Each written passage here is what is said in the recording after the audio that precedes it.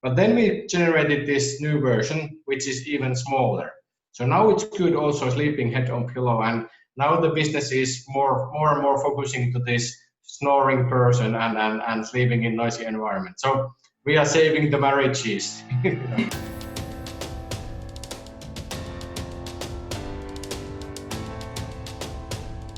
So I'm Janne Kyllönen. I'm a founder of Quiet-On. Quiet-On is the company which is making these small active noise cancelling earplugs. So the plugs which are practically making silence, no music or anything like that, just to make a silence. But the trick is that they're small enough that you can even sleep head on pillow, which is like one device in the world which can do that. So that is what we do. My background itself is I studied physics and signal processing, and then I went to the Nokia, start coding first the network side, the signal processing stuff, and little by little going to mobile phones and leading the innovation teams and doing a lot of patents and user experience driven things and those consumer products. That's my background. Yes. Thank you very much, Janne. Would you like to dig a little bit deeper about the problem that you are solving with Quiet-On? Yes. Yeah, I think that the original story for this is that how we started the business was that actually I was in the Beijing airport, and I was really exhausted from the long week in China, and it's noisy everywhere there. And I was testing these Bose noise cancelling headphones, you know, this over the phones, and it felt just so nice, just feeling this silent bubble in the middle of this crowded airport. It's so good feeling that was something which left my mind. And later on, when I heard that the mobile phone development will be ended in Oulu, I started thinking that okay, now I will do my own business. I had in that time like a couple of ideas what could be the consumer product or the idea for the business, but this was the biggest value what I was thinking, that this feeling of silence and making the product out of silence, which could be, first of all, that the Bose device which I was testing, it was just too big and clumsy. I couldn't carry that with me, and a little bit too expensive and all of that. But the thing was that if it would be small enough, that would be the really good product. And then we just started doing prototypes with my old colleague Matti Nisula. We went to our garage type of laboratory, which used to be in Oulu. At that time it was free of charge to use that kind of laboratory, and we started to making our signal processing system, first simulating and then actually making the prototypes with the working electronics and started testing with the people. There it started. This is actually our second generation product already. We started first of this traveling segment, so people who are sitting a lot of in airplanes and also trains and commuting traffic, because this low bandwidth noise is something that if you're using the foam earplugs, they don't really reduce noise that much. But this active noise cancelling is making big difference there. So that's why we started in that segment. Actually, I can show that this is like a Singapore airline catalog. So we are in the cover, and we have actually quite many of these covers already. So this has been our key segment at the beginning. Then we also selling quite a lot for the dentists and those kind of professional usage, that when they're long time in this kind of background noise environment. So also somewhat in the industry, but that kind of noise with dental techniques, it's really special. And so these are where we started with the first two products. But then we generated this new version, which is even smaller. So now it's good also sleeping head on pillow, and now the business is more and more focusing to this snoring person and sleeping in noisy environment. So we are saving the marriages. That's our business now. I see. That's a very beautifully quoted about the problem or a mission that you are trying to bring to the customer. So can the customer use that earbuds for sleeping outside as well, for traveling? Yes. Yeah. So I think that this is like if it's small enough for sleeping head on pillow, then it's really good in the open plan offices and elsewhere. And the battery lifetime is 20 hours per single charge. Okay. And it really is like active use, no need to charge in between. I see. Thank you for that information. You also mentioned about Singapore. So, which country is your target market now or in the future? Yeah, we have sold already like 120 different countries. So and we are totally global in that sense. But of course, our price range for the product is around 200 euros. So that limits some part of the world. So like in Africa and perhaps in India, those are not that important yet. Nowadays, our sales is more than 60% coming from USA. So of course, that is our main market now. I see. And customer around the world can make a order directly from your website, or where can we buy your product? Yeah, exactly. We have the web shop where we are selling all around the world. We are also in UK and German Amazon, and one partner is also in USA Amazon. So those are the channels for now. Then we have also those airlines like 20 big airlines, but those are not active channels for now, for time being.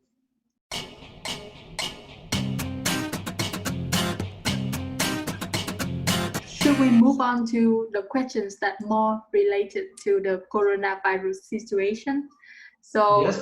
Janne, please tell us everything that we should know about what happened with Quiet On, with your organization or your industry in general. Yeah, I think that we got the first indications quite soon. It was like perhaps early January that we have the factory in Poland, which is manufacturing this sleep product, and at that time we have some components coming from this Wuhan area from China, and we got the this kind of concerns that it might be that we have problem to get some materials there.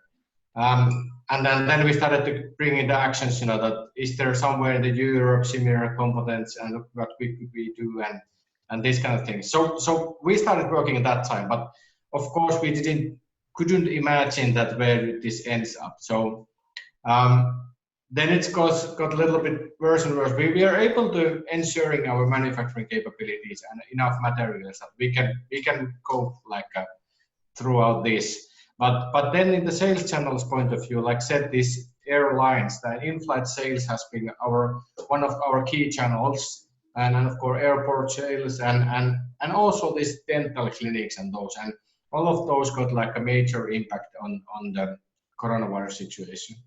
So that's why we needed to start coping on the situation, and yeah, our actions were more like that, just focusing on the online sales. Because people are still, buying stuff, but now they're doing that in online. And actually, there's possibilities to influence even more when people have time to, browse the internet. So that's what we did. And on the other hand, like home office working, people crying, the kids screaming around you, and you try to work at home. This product is actually fitting quite well on that. So we bring that use case also to our marketing materials, making the videos for that, and then also this health and well-being and sleeping. Those are really crucial, important things. Also, when people are concerned about their health, so it wasn't that bad after all. We just needed do the pivoting a little bit for our business case, and. Our working model, we are able to do quite a lot of offline work also, just like virtual meetings and managing those factories like from long distance, and also this sales and marketing team can be working virtually quite a lot. So actually it's like a small core team which is still coming to the office, I think, manufacturing, or per se doing the R&D for the new products. So that is something that you need to have the tools and people around. I see. So as I understand, is your other factory still making new products at the moment, or you have freezed the production? No, the factory is still up and running, so no worries on that. And of course we have been thinking that if the really big crisis happen, it could be that it partially or fully closed if the coronavirus goes to the factory workers. but we have some quota of the materials or the ready products for that. Yes, I see. And you also mentioned about because of the airline industry has been disrupted, so it's affect the delivery of your product. So what are the approaches that you have taken to solve this matter? Yeah. The problem is not in logistics. So the materials is okay. We could answer that. It's more like that our sales channels were closed because of this. And like I said, the solution has been really to go more and more in online sales. And that is something that we are putting our own effort there, but also investing money to buy the best expertise that quickly get the Europe Amazon channel, for example, open. That what are the best teams or which could help us, and that's why. Yes. So before, do you have a offline store where you sell your product? No, for now we don't have anything. It's just online where we are selling now. Yes, but before, do you have offline selling? Yeah, we have been like in a couple of airports, and actually we're just about to open the sales in Amsterdam, Singapore, and Dubai, and those big airports. But because of this, all of those are postponed now. I see. So what do you think about the future? Would you think online selling would still there to stay even after coronavirus for your company? Yes, of course, and this I think that our product is really good for online sales. That it's quite small and it's easy to for logistic point of view, and what to say, pricing is like still like in that level that people dare to buy without perhaps testing, and it's quite easy to return if it doesn't work in that sense. Yeah, and also the marketing story is quite easy to tell. If you have the snoring partner, you know what the problem is, and we have the only solution for that. What about operation within your team or your employees? Is there any changes? You said Yeah. that you have moved online, some remote working. Is there any difficulties in that area? Yeah. And then also we temporary layoffs also used like those salespersons which were working with the airlines and those dental clinics and those business to business channels, that those are what we have reducing for temporarily. But I think that otherwise we are quite operational in the sense, just like adjusting a little bit like a burn rate. If now you can recall, what were your perspective about this crisis when you said you first know about it in January? So what did you think back then, and is there any changes compared to this moment? Yeah, of course. Like I said, in January I was more like thinking that it's local problem in China, and it just happens to be in the place where we have a lot of components coming for our factory. So that's why it was more like a logistical or sourcing problem in that sense. Of course, now it's totally different. It's in the all levels, also in like and even more than business also, that people are really concerned and how this all affects the people behavior in the future. Like for example, how much the home office work will continue like this. Are people going to restaurants in the future? How is going the traveling and the business travel? Is that segment going back in that scale what it used to be, and all of that? So lot of that kind of thinking. In my work, I'm thinking a lot about what are the user experiences and people's desires and why they want to do it.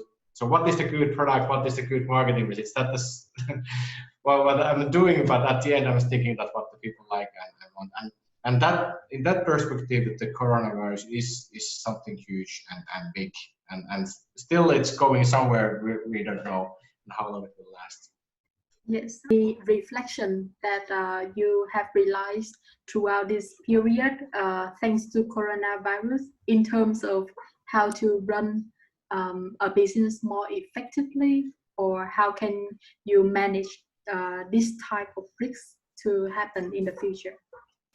Yeah, I think this kind of scenario planning type of thing, that you should always have the plan B and perhaps plan C also for this kind of situation.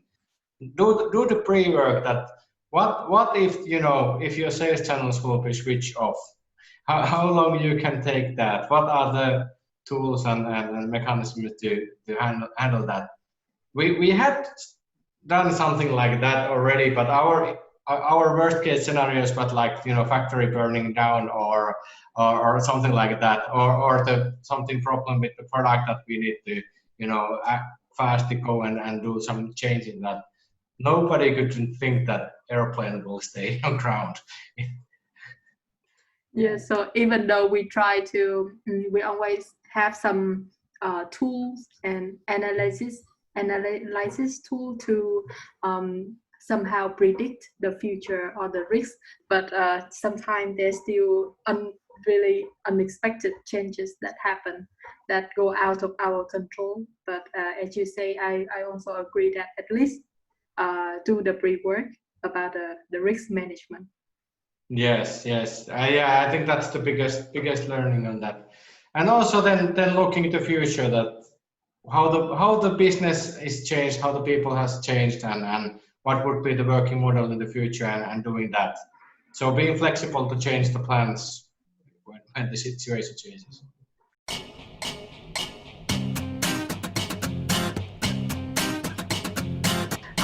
So that was about the suppliers, factories, and also customers. What about personally as an entrepreneur? Does this coronavirus affect you in your daily life, daily work life? Not that much. Of course, it's personally, I think that the only clear difference was that my kids didn't go into this hobby anymore. No, I wasn't, giving the lifts for them. That was the only thing, and also my personal hobbies like going to the gym and those that. So reducing that, but actually not fully stopped. So doing just a little bit differently on that. So no that big difference. And of course, first there was this crisis to, how the business will continue, and how to handle that. But I think now it's sort of stabilizing in the level that we can think about the future, and focusing on daily work. So it's not that bad anymore. Absolutely. Then what about if you have some advice for fellow entrepreneurs who maybe whose business maybe get hugely affected, or even have to face bankruptcy during this period? Do you have some tips how to stay mentally positive? Yeah. I don't know how to how to do that. It's perhaps that it's not your fault. That kind of thinking is helping at the beginning. This is something that nobody could prepare on that. But then also that not try to push and do it like old days, and what has been doing so far. If the situation changes dramatically enough, then we need to stop and think, and redirect the plans, that. And also that people are still there, and there's still needs, and they are consuming, and all of that. So quite many business models still exist. That, but of course, I can understand that if you have the restaurant, and there's rent running all the time, and there's no customers, it's impossible situation. What is that? There's no tricks how to handle that situation more than just getting money somewhere, or have the good negotiation with your landlord in that. Would you like to also share some personal advice, what people can do, especially for entrepreneurs during this social distancing time, if we are going to have this last longer? So what they can do to make the most out of their time during this crisis?